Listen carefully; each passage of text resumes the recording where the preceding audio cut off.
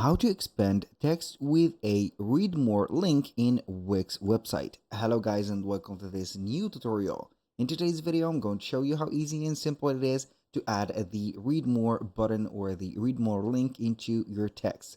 So you're going to make it as, let's say here, collapsible text or hidden a little bit of a text. So we're going to head over wix.com, sign in for an account as usual. Use your website that you want to do that process for. For example, I have chosen a website and I'm going to be on the dashboard of it.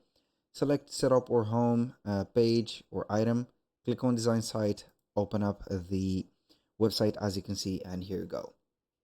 Now, how we can add that type of the read more to the text. Basically, it is going to be an element or a special type of text that we can add from the elements.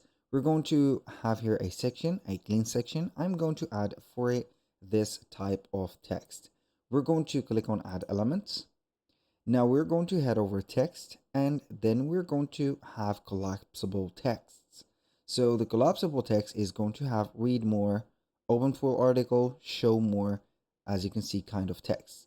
So we are going to choose as the title mentioned, read more. We're going to have this text added like that. And here you go. So this is the read more. When you're going to click on it, it is going to show all the text. Now I can go ahead and click on change the text, and then we can go ahead and put all the text. What does the button do, which is going to be the read more? Either it is going to be expanding the text or head over a link. So you can go ahead and put it like wherever you want. If you're going to choose a link, you're going to choose or put a link and then you're going to link it. And if you're going to expand it, you can go ahead and have the read less also collapsed button text. Now, you can also add some SEO and accessibility to that specific text by adding a short description, also choosing a HTML tag for it. So I highly recommend for you to choose H1 or, for example, H2. These are going to be the best ones.